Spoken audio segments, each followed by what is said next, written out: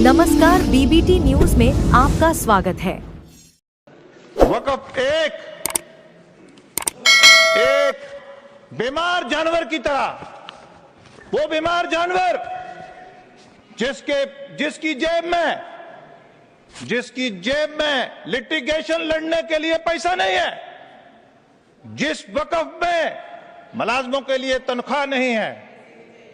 Deputy chairman sir, मैं असम में गया, वहां कहते हैं बहुत ज्यादा पॉपुलेशन है मुसलमानों की। कौन रहे सत्ता में? वहां 11 मुलाजिम तनख्वाह किससे लेते हैं? सरकार से। दफ्तर का है वक्फ हुकाम का, रेंटेड बिल्डिंग पे बड़ी बड़ी बातें करते हैं। हमने वक्फ में इतने बिल लाए, हमने बढ़िया वाला लाया, हमने वो लाया, हमने फलाना लाया, लेकिन ये सब चीजें ये बेकार की चीजें हैं। मैं ज्यादा डिटेल में नहीं जा रहा हूं। मैं खुशकिस्मती से जेपीसी का मेंबर था। वहां जब मैंने सुना, अपोजिशन को सुना, सत्ता पक्ष के मेंबर्स को सुना, स्टेक होल्डर को सुना, अब बहुत सारे हानबल मेंबर बोले कि फला को नहीं सुना, फला को नहीं, जजेस को सुना, वहां उलमा को सुना, जमीयत उलमा को सुना, स्टेट के बोर्ड्स को सुना, मौलवी को सुना, इमाम की उन ऑर्गेनाइजेशन को सुना, साउथ में चक्कर लगाया, नॉर्थ ईस्ट में लगाया, हर जगह चक्कर लगाया। कश्मीर से भी हुर्रियत जमीयत उलमा की जो एक तंजीम है, उन्होंने भी आके कहा कि हम कॉन्स्टिट्यूशन ऑफ इंडिया पे बिलीव करते हैं, लेकिन साथ में मुसलमानों की बात नहीं करी। उन्होंने भी क्या कहा? सियासी भाषण करा। हमने बोला 44 अमेंडमेंट्स हैं, अरे क्लास बाई क्लास डिस्कस करिए, लेकिन कोई बात नहीं करी। हमारे मेंबर बड़ा गुस्सा कर रहे थे, इधर बहुत गुस्सा कर रहे थे। क्यों गुस्सा कर रहे थे भाई? आप जेपीसी में, आपने चेयरमैन को, स्पीकर साहब को कितनी बार जाके अपील करी कि जनाब हमने जाना है। जनाब कमेटी के चेयरमैन ज्यादा देर लगाते हैं। अरे आपने हल्ला गुल्ला करा, वहां आपने अनपार्लियामेंट्री लैंग्वेज यूज करी, आपने बिल्कुल वहां मुसलमान की बात नहीं रखी। आप मुसलमानों के मसीहा बनते हैं। क्यों बनते हैं मुझे नहीं मालूम। जहां आपको खतरा है कि मुसलमान हमें वोट देना छोड़ देगा, मुझे लगता है कि आपको ये बात, क्योंकि आपने यही बातें करी हैं। मैं देश के वजीर आजम को, देश के वजीर दाखिला को मैं मुबारकबाद दूंगा कि जिन्होंने एक बीमार जानवर, 1995 का बिल, जो 1995 का एक्ट है, जो मुस्लिम की अमलाक को जहां बाढ़ नहीं खेत को खा दिया। डिप्टी चेयरमैन सर, बाढ़ ने खेत को खाया। बड़े अफसोस से कहना पड़ता है। मैं देश के वजीर आजम से कहूंगा कि 70 साल में जो इन्होंने वक्फ अमलाक को लूटा है, एक सीबीआई इंक्वायरी होना चाहिए। सीबीआई इंक्वायरी होगा, बात का पता चलेगा कि मुसलमान के हित में कौन है, असल में कौन है और नकल में कौन है। ये सारी चीजें अब बारी यहां आ गई है, मुसलमानों को डराते हैं। अरे जुड़ने दीजिए मेन स्ट्रीम से। अभी हमारे ऑनरेबल मेंबर कह रहे थे, बड़े सीनियर, मैं इज्जत करता हूं, मैं इज्जत की नजर से उनको सलाम करता हूं, हमेशा मिलते हैं, लेकिन जब हमारे एक फाजल दोस्त बोल रहे थे कि मुसलमानों को माफिया से जोड़ा, मुसलमानों को डॉन से जोड़ा, मुसलमानों को बैकवर्डनेस से जोड़ा, मुसलमानों को अनपढ़ता से जोड़ा, मुसलमानों को अब तो 90 के बाद टेररिस्ट से जोड़ रहे हैं। कौन था 70 साल सत्ता में? अरे मेरी बात सुनिए, आपने भारत को तोड़ा, आपने भारत को इसलिए तोड़ा कि आपके जहन में, आपके डीएनए में मुसलमान के लिए मोहब्बत कहां से आ गई? कहां से अगर होती तो आप उस वक्त मुल्क को नहीं बांटते। आप नहीं बांटते।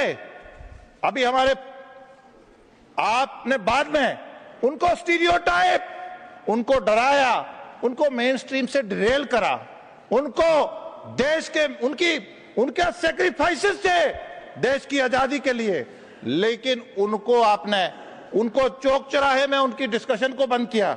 आपने किया सारा, आप ही हिसाब देंगे।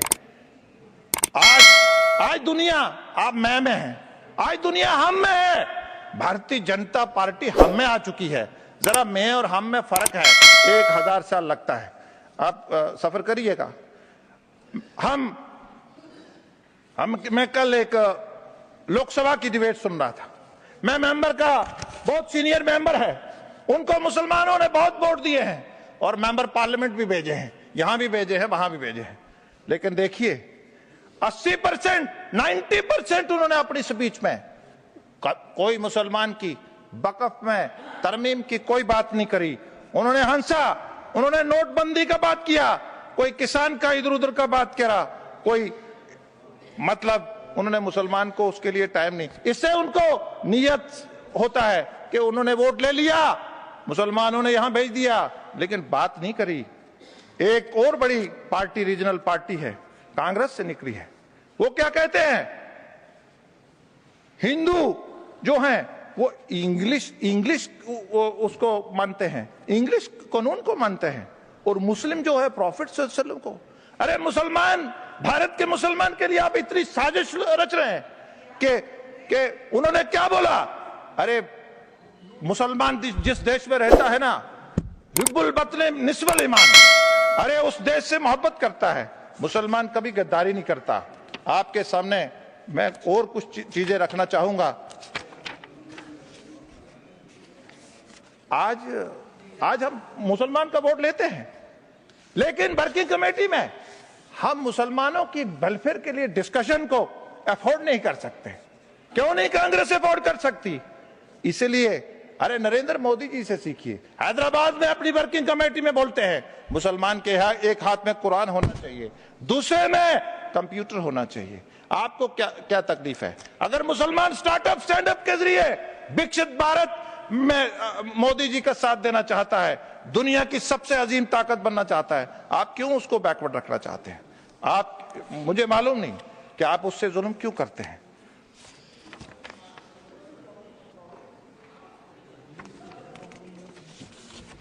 मुझे मालूम है आपको मेरी बातें अच्छी नहीं लगेंगी, मैं जानता हूं, क्योंकि आप मैं में रहते हैं, हम में आएंगे तो मेरी बातें समझ आएंगी। एक मेरे दोस्त सुबह बोल रहे थे, अरे आप कांग्रेस से हैं, बड़े इंटेलेक्चुअल हैं, गुस्सा करते हैं, लेकिन सुनिए क्या बोलते हैं कि परसेप्शन में कहां है, परसेप्शन नैरेटिव में कहां है, पर्सनल लॉ के साथ, प्रैक्टिस में कहां है, बीएनएस के साथ। प्रैक्टिस में कहां है? बीएनएस के साथ। और बोर्ड के लिए क्या बोलते हैं? हम यूसीसी के लिए तैयार हैं। अरे 3 कांग्रेस को डिसाइड करना पड़ेगा कि आपका मेंबर कहता है सब बोर्ड को बराबर कर दो, इसका मतलब यूसीसी। अरे नैरेटिव आप कहते हैं हम मुसलमानों का पर्सनल लॉ है, आप वहां भी खड़े हैं। प्रैक्टिस में आप बीएनएस को एंजॉय करते हैं। आप पे थेफ्ट पे, चोरी पे हाथ नहीं कटते हैं। मुस्लिम पर्सनल लॉ लगाएंगे तो थेफ्ट पे हाथ कटेंगे, अडल्ट्री पे 100 कोड़े बरसे जाएंगे। और अगर आप शादीशुदा है, अरे एंजॉय करते हो बीएनएस, और बात करते हैं किसकी? जनाब पर्सनल लॉ होना चाहिए। अरे अडल्ट्री, शादीशुदा अगर अडल्ट्री करेगा ना तो चौक में पत्थर से मारते हैं। अभी हमारे आपने तीनों बातें कही, रिकॉर्ड में है, मैं कोई अपनी उसमें नहीं कह रहा हूं, आप रिकॉर्ड चेक कर लीजिए। अभी केरला की बात हुई, केरला के लिए कांग्रेस और टीएमसी दोनों कह रहे हैं कि जिनके पास वो प्रॉपर्टी है हम दे देंगे। अरे 1995 एक्ट के तहत देंगे या 2025 एक्ट के तहत देंगे? आप सदन को बताइए, आप कैसे आप कैसे उस प्रॉपर्टी को दे सकते हैं? एक शख्स बोल रहे थे, एक हमारे आने वाले एमएलए बोल रहे थे, वो क्या बोलते हैं? कहते एंटी फेडरल है। अरे आप बनाए 1995 का एक्ट, तो वो एंटी फेडरल नहीं है। आप कौंसिल बनाए, नेशनल कौंसिल बनाए, वक्फ बनाए, वो सब ठीक है, लेकिन मैं प्रैक्टिसिंग मुसलमान पे बड़ी बात हुई डिप्टी चेयरमैन साहब। अरे इस्लाम को समझने के लिए एक बातन और एक जाहिरी इबादत होती है। एक साइड आप बोलते हैं कि वक्फ में इस्लाम को समझने वाला होना चाहिए, आपका दबाव है हमारे ऊपर कि इस्लाम को समझने वाला, और जब हम हमारे मिनॉरिटी मिनिस्टर जब हम लेजिस्लेशन लेके आते हैं कि उसको प्रैक्टिसिंग, अरे एक साइड आप बोलते हैं कि उसको इस्लाम का नॉलेज होना चाहिए, दूसरी साइड हम प्रैक्टिसिंग मुसलमान रखते हैं। आप कहते हैं अरे उसको पॉइज को, अरे पाकी को वो कैसे समझेगा? अरे वक्फ की उसको पवित्रता को कैसे समझेगा? चेयरमैन साहब, इनकी समझ में कैसे आएगा? ये मैं की दुनिया में रहते हैं, कैसे समझेंगे? ये कलेक्टर की बात करते हैं। अरे कलेक्टर, अरे इतना कलेक्टर करते हैं। अरे जो सीनियर अफसर होगा, क्या वो सरकारी अफसर नहीं होगा क्या? अरे आपको कोई नहीं मानने वाला। अब आपके चुंगल से मिनॉरिटी निकल जाएगी, याद रखना। आप चेयर को अब आपके चुंगल से मिनॉरिटी निकल जाएगी। John Brittas, take your seat. आप चेयर को देखकर बोलें। आपके चुंगल से, अरे मुसलमानों, आपने एक साजिश के तहत आपने ऐसी सेक्शंस लाई, कैसी सेक्शन लाई जिसके लिए वक्फ बदनाम हो, जिसके लिए मुसलमान बदनाम हो, जिसके लिए वक्फ की पवित्रता खत्म हो। हम क्यों बड़े भाई की प्रॉपर्टी पे कब्जा करेंगे? हम नापाक हैं क्या? हम मुसलमान हैं, हम उसकी प्रॉपर्टी नहीं कब्जा करेंगे। आप चाहते हैं उनकी प्रॉपर्टी कब्जा करें, हम नहीं करेंगे। आपने ऐसी सेक्शन साजिश के तहत डाली, हम क्यों झंडा गाड़ेंगे वक्फ का? हम क्यों गाड़ें किसी की प्रॉपर्टी पे? हम अपनी डोनेशन वाली प्रॉपर्टी का रिकॉर्ड देखेंगे। अरे आप सुनिए ना, अब थोड़ा सब्र से सुनिए ना। अरे सुनिए, अरे आपके पास अब मुसलमान नहीं रहने वाला, वो वक्त चला गया, अब वो चला गया। आप अरे ट्रिब्यूनल का संबोधित करिए और कंक्लूड करिए। अरे यूनिफाइड, अरे नाउमीदी, डिप्टी चेयरमैन सर, कंक्लूड करिए। चेयरमैन सर, हम नॉर्थ ईस्ट में गए, वहां ट्राइबल का जमीन, वहां ट्राइबल ने मुसलमानों को कब्रिस्तान के लिए गिफ्ट दिया है। तो ये क्या बोलते हैं कि मुसलमानों आप ट्राइबल की जमीन पे भी जाओ, ट्राइबल ने पहले हमें गिफ्ट दिया, नॉर्थ ईस्ट में हम गए। अरे आप सुनिए, अरे सुनिए, अरे आपको मालूम नहीं है, पहले क्या देखिए आप। गुलाम अली जी, आपका समय खत्म हो चुका है, कंक्लूड करिए। चेयरमैन सर वाकिफ की मंशा से वक्फ चलता है। इन्होंने हजारों प्रॉपर्टी का टाइटल चेंज करा। आप कौन होते हैं वाकिफ की मंशा को चेंज करने वाले?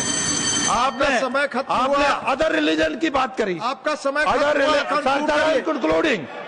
आई एम कंक्लूडिंग सर। अमरनाथ में ये अदर मुसलमान, ये मुसलमानों के बिना और कौन आ गया?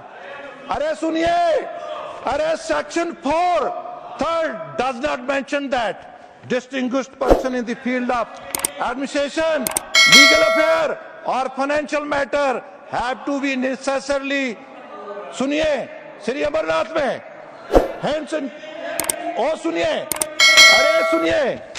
अरे बोध गया में सुनिए, this act provide for the formation of, अरे मेरी बात सुनिए, बोध गया में क्या बाकी लोग नहीं है क्या? बाकी लोग नहीं है क्या?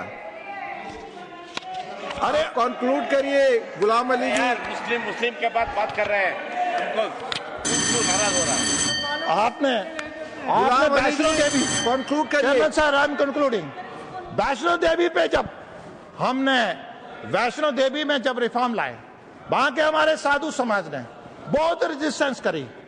डिप्टी चेयरमैन सर, आज वहां बोर्ड बना, श्राइन बोर्ड बना, आज वहां यूनिवर्सिटी बनी, आज वहां सुविधा है, आज वहां कैंसर अस्पताल बना। लेकिन 70 साल में आपका हिसाब हम सीबीआई के जरिए लेंगे। आपने लूटी है प्रॉपर्टी, हम लेंगे। सर, इन्होंने मासूम, ये मुसलमानों का मसीहा बनते हैं। पिछले 30 सालों में 40,000 से ज्यादा मासूम इन्होंने कब्रिस्तानों में सुला दिए। आज इनको धन्यवाद। आज इनको कंक्लूड करिए सर, गुलाम अली जी, कंक्लूड करिए। Sir, I am concluding. हमारे यहाँ बोलते हैं, अरे बीजेपी ने एमपी नहीं बनाया, बीजेपी एमएलए को टिकट नहीं देता। अरे आप 70 साल सत्ता में रहे, आप बताइए स्टेट वाइज चपरासी कितने मुसलमान बनाए? आपने स्टेट कैडर के कितने मुसलमान बनाए? आपने कितने आईएएस अफसर मुसलमान बनाए? अरे बात सुनिए ना, अरे फेलोशिप की बात करते हैं, अरे बजट कम हो गया इसकी बात करते हैं। आप मुसलमान के विरोधी हैं। मैं कंक्लूड करूंगा, मैं कंक्लूड करूंगा कि सर, आज जरूरत है कि हम इस बिल की हमायत करें ताकि वक्फ दोबारा कम्युनिटी की रूहानी और माशी ताकत बने, ताकि वो मसाजिद, वो मदारस, वो कब्रिस्तान, वो खस्ता हाल शिकार जो प्रॉपर्टीज है, इन्हें दोबारा सुनवारा जा सके। धन्यवाद। लास्ट में धन्यवाद। शेर से कंक्लूड कर रहा हूं सर। धन्यवाद। परों को खोल, जमाना उड़ान देखता है। परों को खोल, जमाना उड़ान देखता है। जमीन पे बैठ के क्या आसमान देखता है। शुक्रिया, जय हिंद।